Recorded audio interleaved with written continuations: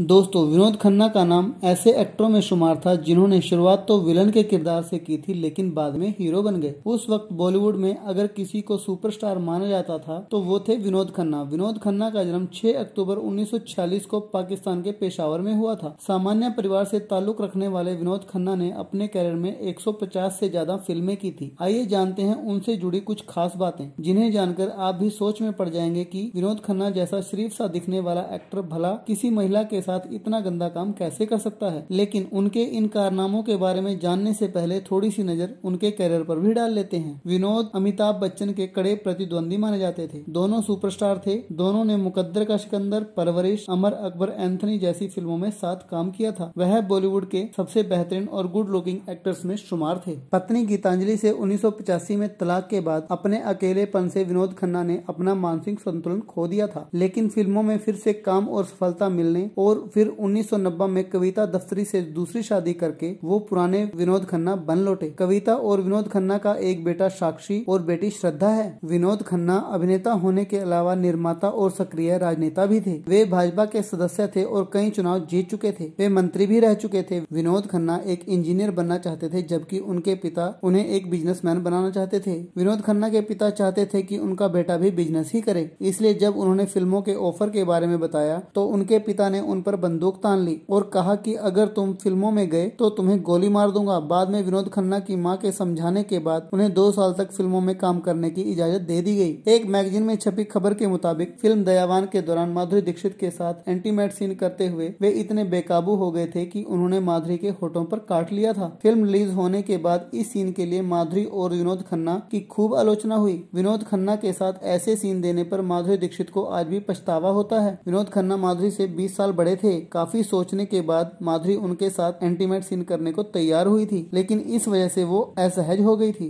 Bollywood actor Vinod Khanna ने अपने career की शुरुआत विलन के किरदार निभाकर की थी, लेकिन जल्दी ही वो बॉलीवुड के हैंडसम हीरो की लिस्ट में शुमार हो गए। अपने कैरियर में 150 से ज्यादा फिल्में करने वाले विनोद खन्ना पर हजारों लड़कियां फिदा थी। कई बॉलीवुड एक्ट्रेस भी उन पर जान छिड़कती थी और उन्हीं में से एक थी अमृता सिंह। साल 1987 में ओशो के आश्रम से सन्यासी जीवन बिताकर विनोद खन्ना ने कमबैक किया था। साल 1990 में विनोद खन्ना ने अमृता सिंह के साथ एक फिल्म साइन की थी। यहीं से दोनों के बीच आकर्षण पैदा हो गया। अमृता सिंह उन दिनों क्रिकेटर रवि शास्त्री को डेट कर रही थी और तब एक बार मजाक में अमृता सिंह ने कहा था कि उनका अफेयर जल्द ही विनोद खन्ना से शुरू हो जाएगा। ये बात सुनकर रवि शास्त्री नाराज हो गए और उन्होंने कहा था कि अमृता सिंह कभी भी विनोद खन्ना को पा नहीं सकेगी, चाहे वो जितनी भी कोशिश कर ले। रवि शास्त्री की ये बात अमृता सिंह के दिल पर असर कर गई और इसके बाद अमृता ने इसे एक चैलेंज की तरह लिया। अमृता को जहां भी मौका मिलता वो विनोद खन्ना से फ्लर्ट करने लगती। सेट पर अमृता कोई भी चांस नहीं गंवाती थी। शुरुआत में विनोद खन्ना ने अमृता सिंह को नोटिस नहीं किया, लेकिन धीरे धीरे दोनों के बीच प्यार पनपने लगा। शूटिंग के बाद भी दोनों की मुलाकातें बढ़ने लगी और ये दोस्ती और भी गहरी होती चली गई। लेकिन इस बात की खबर अमृता सिंह की मां रुखसाना सुल्ताना को लग गई। उन्होंने दोनों को सख्त हिदायत दी कि वे अपना रिश्ता यहीं पर खत्म कर लें। विनोद को अमृता सिंह में ज्यादा दिलचस्पी नहीं थी तो उन्होंने अपने कदम वहीं से वापस खींच लिए। इसके बाद दोनों के रास्ते अलग अलग हो गए। विनोद खन्ना जहां अपनी पर्सनल और प्रोफेशनल लाइफ में व्यस्त हो गए, वहीं अमृता सिंह ने सैफ अली खान को डेट करने के बाद उनसे शादी कर ली। तो दोस्तों, विनोद खन्ना के करियर के बारे में आपका क्या ख्याल है, हमें कमेंट करके जरूर बताएं और साथ ही हमारे चैनल को भी सब्सक्राइब कर दें। धन्यवाद।